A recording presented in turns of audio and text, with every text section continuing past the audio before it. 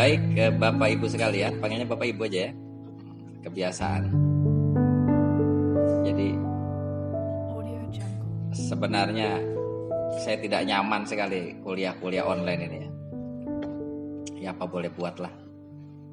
Jadi tidak bisa mendengar ketawanya gitu mahasiswa. Suasana kelasnya kan nggak ada ya di sini ya. Jadi Anda kuliah tapi di kamar, nggak kebayang. Balik lagi nih. Jadi sejarah fotografi itu namanya sejarah fotografi itu disebutnya sejarah teknologi. Kenapa sejarah fotografi disebut sejarah teknologi? Karena fotografi itu terkait dengan penemuan teknologi. Kalau tidak ada teknologi itu nggak ada fotografi. Jadi kalau dirunut, manusia itu kelihatannya diciptakannya pengen mengabadikan suasana ya. Jadi sejak zaman dulu ya, sejak zaman Nabi siapa gitu ya, orang itu sudah pengen sebenarnya bisa direkam, cuma teknologinya belum ada.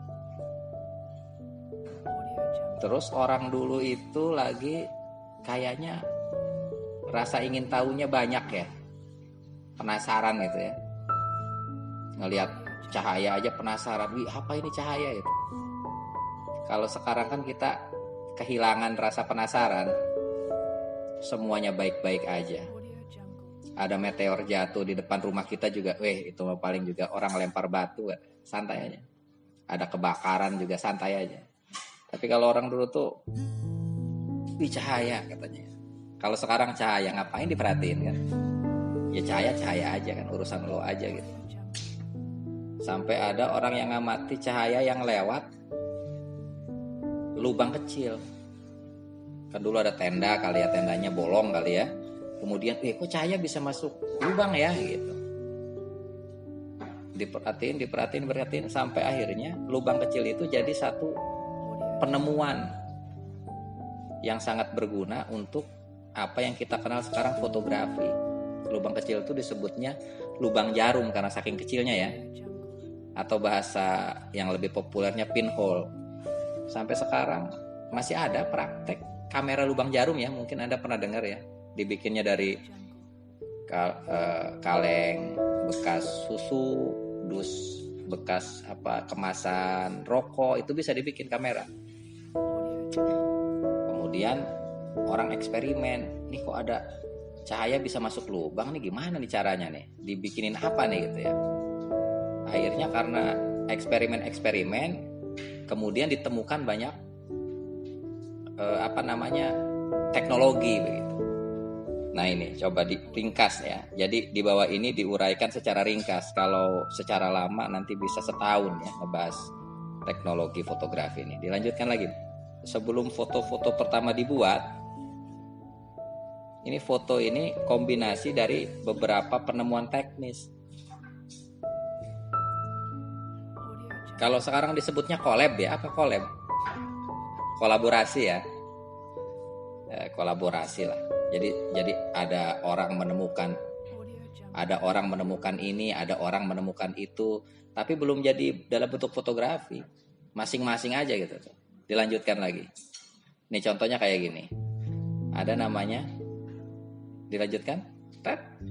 Nah, ini pasti orang Cina nih ya. Dari kelihatan dari kumisnya tipis, dari jenggotnya panjang, ini orang Cina pasti. Kalau orang Eropa kumisnya baplang. Nah, ini ada namanya Moti. Moti itu kamera lubang jarum. Kamera lubang jarum ini prinsipnya sudah ditemukan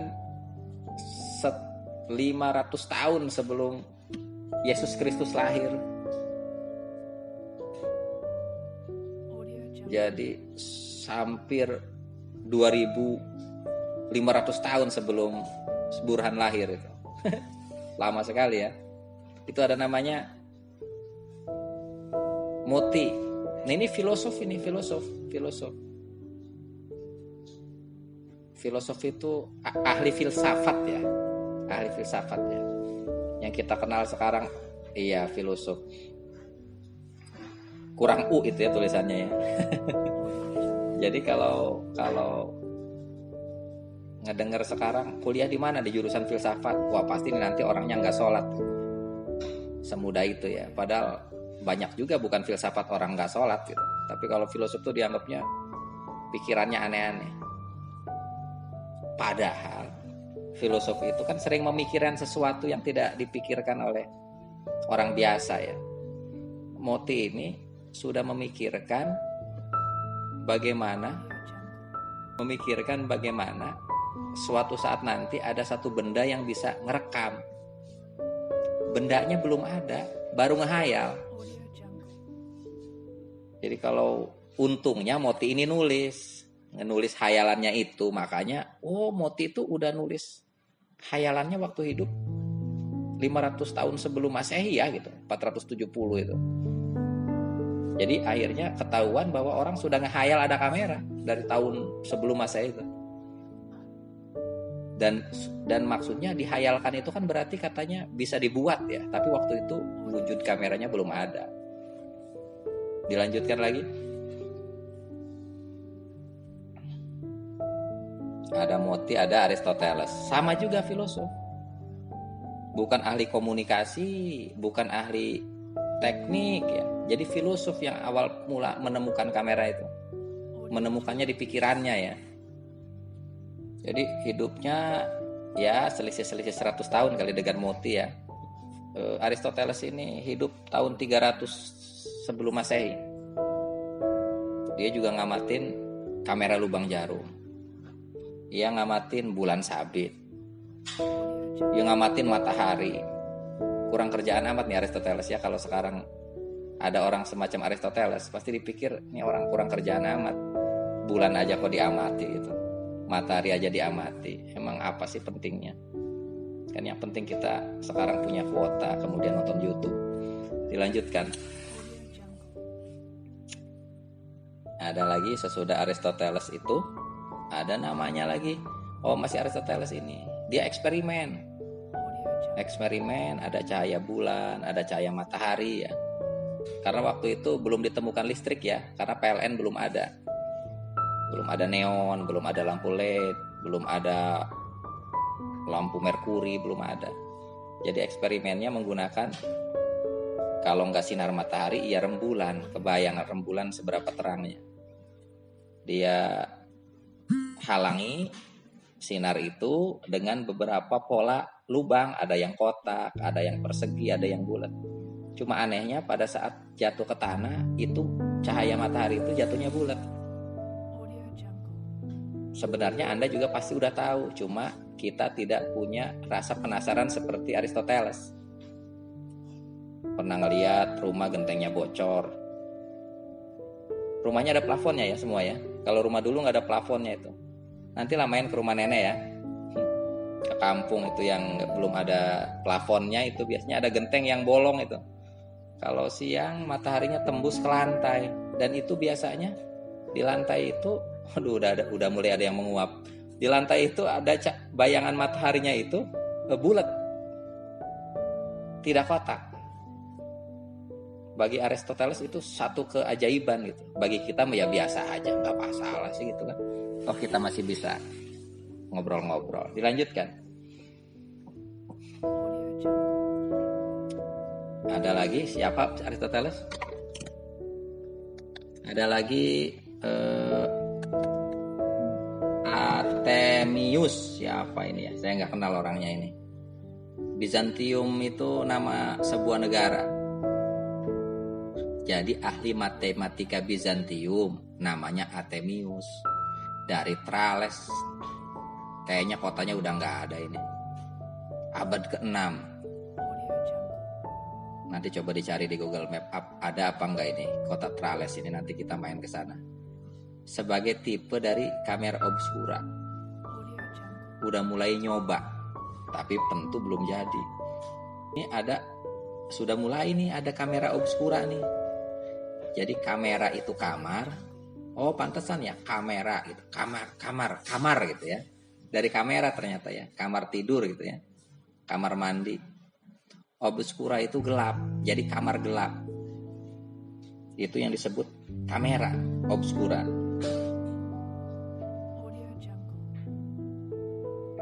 Perangkat ini terdiri dari ruang gelap, tapi ada lubangnya. Jadi kalau Anda bayangkan sekarang lagi kamar, itu jendelanya ditutup tuh pakai karpet ya, dipaku ya. Pintu juga ditutup, lampunya dimatiin. Terus di karpet yang nutupin jendela itu dikasih lubang, itu udah jadi kamera.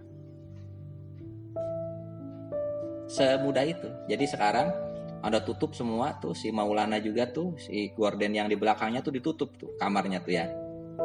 Di kamarnya ditutup, ambil karpet, pinjam punya tetangga, dipaku. Semua apa celah-celah yang ada di pintu dipakai lakban sampai nggak ada cahaya sama sekali. Lalu nanti dibikin lubang segede gini nih di dekat jendelanya itu. Itu namanya kamera obscura. Jadi cahaya dari luar masuk ke dalam, berhenti pada permukaan tembok kan, di belakang ya. Itu sistem kamera obscura kayak begitu. Dilanjutkan.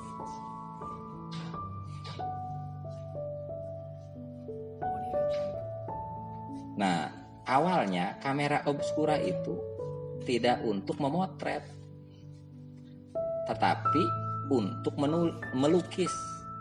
Jadi seniman-seniman lukis dulu itu biar presisi gambarnya menggunakan kamera obscura. Presisi ukurannya berarti ya. Jadi kenapa kok belum bisa merekam? Karena alat rekamnya belum ada. Orang belum menemukan film, belum menemukan digital, belum menemukan benda yang bisa merekamnya, belum ada. Baru ada alat yang bisa membuat rekaman gitu. Nah sekarang kamera obscura itu apa masih ada? Masih. Bukan kamera obscura yang dibikin zaman dulu ya, tapi kamera obscura yang dibikin ulang gitu tuh. Yang dibikin ulang. Coba kita lihat gambarnya nih. Nah ini ada kamera. Di mana ini? Di Carolina. Yang biasa ngejawab telepon ini kayaknya. Kemudian ada lagi kamera obscura di mana lagi? Di mana ini? Di kastil ini ya. Jadi nanti kita jalan-jalan ke sana ya. Bilang ke mama, nabung lah. Ya biar jalan-jalan ke sana ya habis kuliah ini ya. Nah ini bisa dilihat. Cuma kamera itu tidak bisa ngerekam. Karena kalau ngerekam filmnya segede apa gitu ya. Kalau segede rumah kameranya kan. Dilanjutkan lagi. Jadi bikin kamera itu Masya Allah. Ini juga nih di San Francisco ini. Kamera segede ini tentu tidak bisa untuk motret pengantin ya. Apalagi sunatan. Kegedean masalahnya. Pengantinnya bisa ketimpa kamera ini kalau digotong. Ruangan yang kedap cahaya ada lubangnya itu disebut kamera. Jadi sebenarnya semua orang punya kamera ya. Punya kamar gitu tuh. Tinggal ditutup lubangnya. Taruhin lubang kecil. Terus dilanjutkan. Nah ini namanya Abelardo Morel. Abelardo Morel itu Profesor Emeritus. Dia bereksperimen, bener enggak sih ruang gelap itu? Ada enggak cahayanya yang masuk? Ada jadi gambar enggak? Dilanjutkan. Ternyata eksperimen Abelardo Morel itu ada. Jadi Abelardo, nanti kalau Anda bisa cari di YouTube ya, ada cara dia membuat kamera itu. Kalau gambar ini direkamnya pakai kamera digital ya. Jadi kamera digitalnya ditaruh di dekat lubang jarum itu. Paham nggak ya? Si gambar ini masuk dari lubang jarum yang di jendela. Jadi nanti direkam selama berapa detik gitu tuh pakai kamera digital. Dan anehnya gambarnya ngebalik. Yang di menaranya di bawah. Jadi sebenarnya kalau kita merekam gambar itu sebenarnya ngebalik di kamera itu. Cuma dibikin cermin jadi dia jadi berdiri. Ya sebenarnya mau ngebalik mau enggak tetap aja kan, kalau dicetak jadi nggak ngebalik gitu ya. Kecuali kameranya dipaku ya, nggak bisa dipaku di tembok gitu. Dilanjutkan. Nah ini ada Ibnu Al-Haytham. Al-Haytham ini saya pernah cek fotonya, pernah dicetak untuk mata uang di Irak. Al-Hazen kalau orang Eropa bilang. Ini sudah membuat banyak sekali rumus. Kalau Anda cek gitu ya di referensi-referensi digital, teori-teorinya masih dipakai oleh NASA. Jadi baru teori. Al-Hazen ini belum menemuin kamera, belum. Dan itu bisa dipakai teori-teori optiknya itu untuk teknologi cermin. Kayak buat teleskop, kacamata, apalah gitu. Cuma sayangnya, sebegitu pentingnya jarang dikirimi Al-Fatihah. Saya sering bilang begitu tuh. Yang dikirimin Al-Fatihah siapa gitu ya, yang kita nggak kenal. Padahal kacamata yang kita pakai itu sedikit banyak terpengaruh dari teori ini. Ibnu Al-Haytham ini nulis buku, lupa saya bahasa Arabnya apa itu. Tetapi sudah nggak ada kitabnya, adanya terjemahannya di bahasa Inggris, The Optician. Jadi kalau mau belajar Ibnu Al-Haytham harus membaca buku versi bahasa Inggrisnya. Jadi Ibnu Al-Haytham ini belum pernah selfie kelihatannya karena belum ditemukan kamera sampai ada. Nah ini ada kemudian Albertus Magnus. Jadi tokoh-tokoh penting religius itu banyak menemukan teknologi sebenarnya. Ini orang nemuin namanya arsenik, bahan kimia ya, berarti dia ahli kimia ya. Kalau Ibnu Al-Haytham itu teori, dia ngebahas teori. Ahli matematik Ibnu Al-Haytham itu. Kalau ini ngebahas arsenik. Arsenik itu kalau pengen mudah diingat, itulah yang membunuh Munir. Ingat Munir nggak? Tahu Munir? Nggak tahu. Nggak tahu Munir. Pejuang HAM yang meninggal di pesawat Garuda. Iya. Iya, itu kan diduga karena diracun pakai arsenik. Dia tidak berbau, dia tidak berwarna. Nah, si arsenik ini ternyata sangat penting untuk arsenik ini penting bukan untuk ngebunuh orang, untuk fotosensitif. Termasuk untuk pembentukan perak nitrat apalah gitu ya. Saya juga nggak paham ya teori kimianya ya. Nah ini cikal bakal kemudian yang untuk bisa merekam cahaya. Dilanjutkan lagi. Ya ada Al-Hazen. Yang tadi tuh Ibnu Al-Haytham. Itu orangnya baru nulis rumus. Nah yang mengaplikasikannya mamang ini nih. Frisius namanya.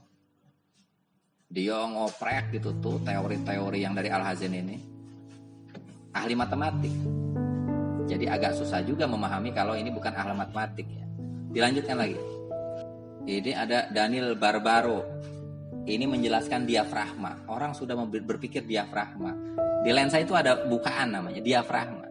Kalau Anda bisa bayangkan diafragma itu di keran air. Jadi kalau airnya kecil, itu namanya bukaannya kecil. Kalau dibuka besar, itu bukaannya besar. Di lensa itu ada sejenis itu, sejenis keran. Adanya di lensa ya, bukan di kamera. Dilanjutkan. Ada lagi Nipse. Nih orang Prancis. Ini sudah membuat media penangkap cahaya. Kalau tadi itu kamera, berbeda ya. Jadi ada orang yang bikin kamera, ini orang penasaran. Gambar bisa direkam enggak gitu. Makanya dia bereksperimen dengan membuat bahan peka cahaya. Enggak tanggung-tanggung, terbuatnya dari lapisan aspal.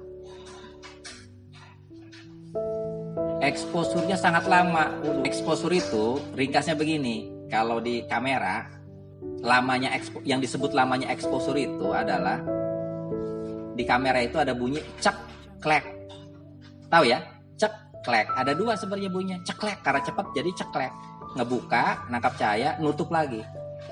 Di lubang yang disebut lubang jarum itu. Aduh, sekali lagi.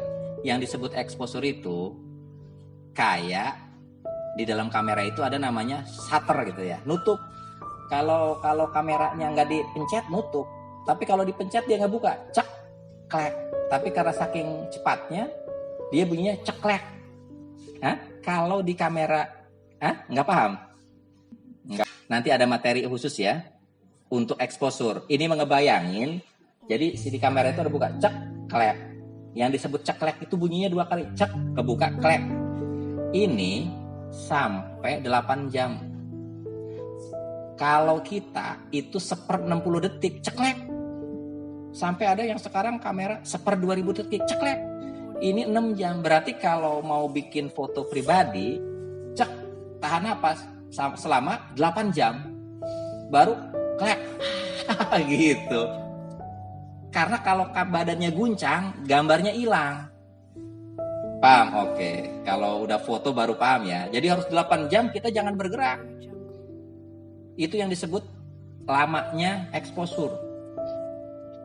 Tapi ini udah keren. Dia udah bisa nyoba pakai aspal. Tapi gambarnya ya tentu nggak kayak gambar foto ya. Jangan dibayangkan seperti gambar foto. Tapi ternyata bisa meninggalkan jejak cahaya gitu ya. Dilanjutkan. Nipse ada lagi De Guerre. Ini orang Perancis juga nih. Ini bikin juga perekam cahaya. Lihat, exposure yang dibutuhkan jauh lebih singkat, hanya beberapa menit. Beberapa menit dia cepat.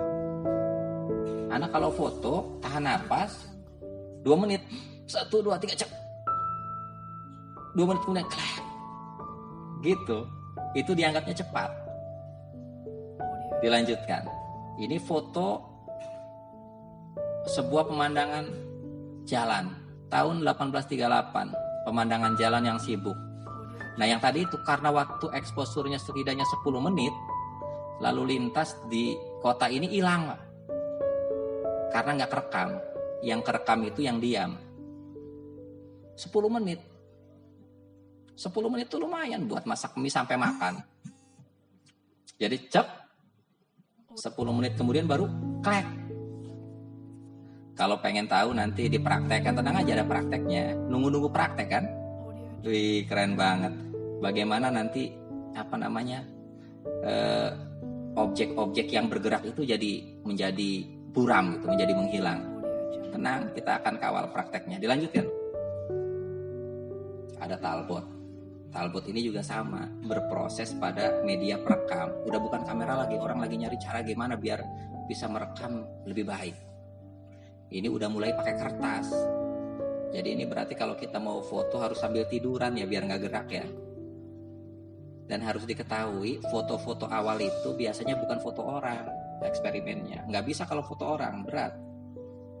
Foto bangunan, foto pemandangan. Dilanjutkan lagi. Nah, ini mulai ada contoh. Itu diem ya, kelihatannya kan sombong amat sih fotonya begitu. Padahal itu mungkin sedang nyandar, biar badannya nggak gerak. Dilanjutkan lagi. Hebat sekali orangnya dulu. Nipse, ahli kimia, membuat pelat kaca. Jadi dulu ngerekam gambar itu pakai kaca. Kaca yang kayak di jendela rumah. Itu sebagai negatifnya. Dan kaca-kaca itu beberapa udah menjadi koleksi museum sekarang. Harganya mahal. Nah, mulai bikin negatif kaca. Jadi yang disebutnya klise kata. Itu dulu pakai kaca. Bukan pakai plastik. Jadi nggak bisa digulung dong. Dilanjutkan. Ada kemudian orang Rusia. Orang Rusia tuh sejak dulu di kepala saya orang jahat tuh di film-film Rambo, di film-film apa itu. Padahal orang Rusia juga jago bikin kamera. Nah, dibacanya apa ini? Sergei Levitsky. Ini dia menemukan proses fokus pada lensa. Bukan pada medium, bukan pada film ya. Jadi dia bagaimana agar gambar menjadi terang. Kalau di kamera obscura itu nggak ada lensanya. Yang disebut kamera obscura itu tidak termasuk lensa, kameranya doang. Taruhin lubang. Sekarang biar fokus, taruhin lensa. Lensa itu berfungsi biar cahayanya memfokuskan lebih cepat. Kalau nggak ada lensa, itu kita motret mungkin butuh waktu 10 jam. Kalau sore hari, karena dengan lensa difokuskan dia lebih cepat. Ya, lama banget. Teknologi ini terus berkembang. Dan si media penangkap cahayanya juga semakin sensitif sekarang. Dilanjutkan. Nah, ini ada Roger Fenton. Jadi kalau dulu fotografer itu dia bikin sendiri kameranya. Jadi kalau pengen motret dia harus bikin sendiri, harus pencampur bahan kimia sendiri, harus memproses sendiri. Karena filmnya kaca, berarti kameranya kan gede. Karena gede kameranya, harus diproses di tempat gelap. Orang yang motret harus bawa delman, harus bawa gerobak. Dibawa-bawa kemana-mana. Karena itu lempengan kaca, belum ditemukan film. Bahkan Roger Fenton ini yang hebatnya meliput perang Crimea, memotret perang dengan bawa studionya. Anda bisa cari di googling lah Roger Fenton itu siapa. Dilanjutkan. Nah, ada namanya George Eastman 1884. Nah, inilah kemudian ada revolusi fotografi. Dia udah mencoba pakai gel kering di atas kertas. Hebat sekali. Dulu kaca itu nggak bisa ditekuk, nggak bisa dilipat kan kaca kan. George Eastman nemuin bikin film yang bisa dilipat, yang menjadi roll. Dilanjutkan. Nah, ini contoh sebelum abad ke-18 ya. Orang motret kepalanya dipakai apa itu? Pakai tiang ya, biar nggak gerak, ditahan, biar nyandar itu. Pakai stand. Karena butuh beberapa detik, mungkin beberapa menit. Makanya kalau kita lihat foto-foto kerajaan zaman dulu, kan orangnya pada tegang gitu ya. Itu bukan karena dia sombong, karena memang menahan agar dia nggak guncang. Kalau matanya ngelirik aja ke kiri ke kanan, matanya jadi hilang item-itemnya. Betapa repotnya kalau mau difoto di zaman dulu ya. Selanjutnya, untung kita lahir sekarang ya. Ini George Eastman. George Eastman itu pemilik perusahaan Kodak. Perusahaan Kodak ini menjadi nama generik, nyebut kamera disebutnya Kodak. Punya Kodak enggak katanya dulu gitu. Kalau saya itu punya Kodak enggak? Padahal Kodak itu merek produsen kamera pertama yang menjual secara massal. Sebelum Kodak tidak ada kamera yang menjual secara massal itu. Dilanjutkan. Ini ada namanya kamera Kodak edisi ke-1. Bentuknya kayak kotak amal di masjid, bisa memotret.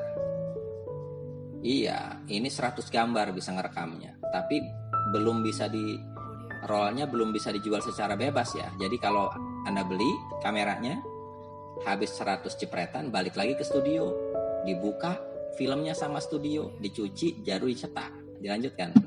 Ini harganya $25 tahun 1889. Disebutnya ini harga yang cukup mahal. Beratnya hampir 1 kilo. Jadi ini cukup besar dan tidak nyaman untuk selfie ya. Dilanjutkan. Kemudian, nah yang kita ceritakan itu fotografi belum warna. Masih foto hitam putih. Orang berpikir bagaimana kalau saya pakai baju merah di foto biar warnanya merah. Belum ada itu. Dilanjutkan. Sebenarnya orang sudah nyari sejak lama, cuma nggak ketemu-ketemu. Jadi ketemu teknologinya cuma pas untuk merekam gambar, eksposurnya harus lama, bahkan sampai 1 hari, dan warna yang dihasilkan cepat hilang. Foto itu kalau kita punya foto kakek, punya foto nenek yang dicetak ya, kalau pengen awet gambarnya, jangan sering kena cahaya. Lebih baik taruh di album.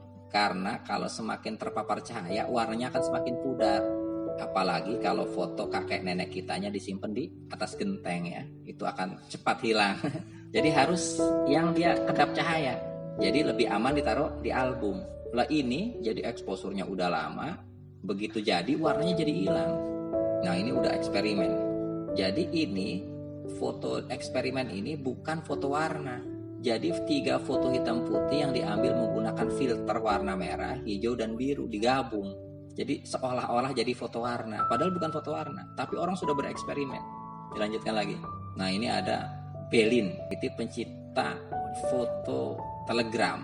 Aduh, Anda pasti nggak tahu ya. Saya juga masalahnya udah nggak ada. Kalau Telegramnya masih ada, bukan aplikasi Android ya Telegram ini ya.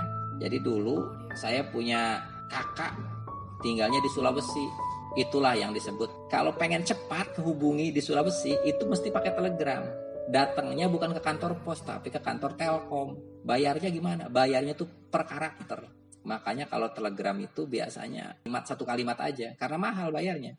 Afifah, segera pulang, ditunggu ibu sedang sakit keras. Sudah cukup begitu saja. Karena koma juga harus bayar. Nanti nyampe sana diubah jadi teks, dari teks dibikin ke amplop, diserahkan dalam bentuk cetakan. Dan ini bisa ngirim foto. Hebat sekali. Dilanjutkan. Nah, kemudian muncul kamera namanya Argus. Kamera Argus itu kamera ibaratnya yang lebih murah dari kamera Kodak tadi. Kamera Argus saya kira ini masih lebih mahal dibanding kita beli motor sekarang ya. Ada Argus C3 ya. Dilanjutkan. Nah, ini juga ada 1936 muncul lagi. Kamera murah Argus. Populer. Dilanjutkan lagi. Ini muncul tahun 1940 itu namanya kamera instan. Kamera instan itu alhamdulillah yang sekarang diproduksi lagi oleh perusahaan Polaroid. Kalau dulu sebelum ada digital, kalau kita main ke Ragunan, ke Banten Lama, itu nanti ada tukang foto. Tukang fotonya pakai kamera Polaroid yang dikipas-kipas begitu, langsung jadi. Wih, senang banget itu. Jadi enggak nunggu dicetak dulu kan, karena orangnya pulang. Masa di Ragunan harus nginep 3 hari nunggu foto dicetak ya? Bisa dimakan macan dulu dong. Jadi itu mau dikipas-kipas langsung jadi, dapat lembaran. Nah, tetapi kemudian kamera Polaroid ini punah karena muncul digital. Buat apa lagi motret pakai Polaroid? Udah ada digital kok. Tapi dilala itu kamera ini sekarang diproduksi lagi gara-gara muncul namanya generasi milenial. Siapa generasi milenial? Generasi milenial itu yang menginginkan sesuatu yang enggak kepikiran. Jadi sudah ada kamera digital cuma lucu banget ya ada kamera Polaroid bisa dikipas-kipas jadi foto. Alhamdulillah berkat generasi milenial ini perusahaan Polaroid yang bangkrut memproduksi lagi. Kalau generasi saya barangkali tidak akan membeli. Dan harga kamera Polaroid itu murah, sejutaan kali ya. Tetapi filmnya itu yang mahal. Kameranya 800.000, filmnya 200.000. Berarti kalau kita beli 4 kali sudah kebeli kamera 1 ya. Tapi ya sudahlah, dilanjutkan lagi. Sesudah kamera Polaroid muncul kamera foto digital. Foto digital yang pertama itu sebenarnya lahir pada 1957 dan itu bukan hasil dari kamera, tetapi hasil dari scan. Jadi scanning itu lebih dulu dari kamera. Scan itu sama foto. Kalau Anda punya scanner di rumah, coba aja sekali-kali mukanya ditempelin di scanner kemudian di-scan, pasti akan jadi. Matanya melotot gitu yang ada ke scanner ya. Kemudian di-scan di laptop itu akan jadi nanti. Jadi ini tahun 1957. Dilanjutkan. Nah, tahun 73 itu sudah ketemu namanya CCD chip itu ya. 100 baris, 100 kolom. Nggak tahu gambarnya kayak apa ya. Sekarang kan megapiksel ya. 100 byte berarti ini. CCD yang bisa menyimpan gambar 100 byte. 100 kali 100 berapa? 10.000 berarti 10.000 berarti kapasitasnya ini berapa megapiksel? 1 megapiksel itu 1 piksel 1 kilopiksel. Berarti sekitar 0,1 mega kapasitasnya ini ya. Sekitar segitulah, di bawah 1 mega ya. Sekarang itu rata-rata kamera digital sudah di atas 20 megapiksel. Kamera handphone aja di atas 10 mega kan. Dilanjutkan. Nah, ini ada kamera digital. Saat ini dunia fotografi telah memasuki babak baru yang disebut babak digital. Kamera jenis ini menggunakan sensor, sudah nggak pakai film ya. Sensornya tuh ada 2 jenis, ada CCD yang disebutnya ada CMOS. Kalau nggak salah yang CMOS itu yang dipakai Canon. Apa ketuker ya? CMOS dengan CCD ini, Canon dengan Nikon tuh berbeda ininya apa? Sensornya. Nah, CCD sama CMOS ini adalah alat untuk ini aja apa? Menangkap, tapi tidak untuk menyimpan. Yang menyimpannya namanya memory card. Jadi kalau nggak ada memory cardnya, nggak bisa motret. Apalagi kalau nggak ada sensornya. Nah, jenis memory cardnya macam-macam tergantung kameranya. Nah, kamera digital ini ada beberapa format. Ada yang kamera compact ya, ada SLR, ada digital back. Digital back itu yang kamera yang besar. Begitu. Dilanjutkan.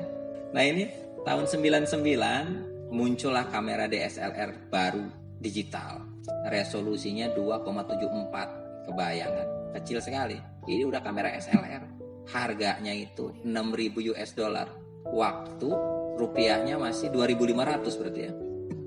Masih murah sih. Cuma kalau 99 Anda punya uang 6.000 dolar itu ya kebeli kali ya rumah mah ya. Di kampung mah kayaknya kebeli deh. Harga itu dianggap terjangkau buat profesional dan konsumen kelas atas. Fotografi itu memang awalnya untuk hobi orang kaya. Dilanjutkan. Ini bukan kamera digital pertama ya, tapi kamera digital yang diproduksi secara massal. Kalau kamera digital pertamanya nggak kerekam, siapa yang bikin nggak tahu. Jadi ini sebenarnya kamera produsen kamera film, cuma dibikin sensornya diubah jadi digital. Nah 2010 hampir semua ponsel punya kamera, pakai GPS lagi, seru.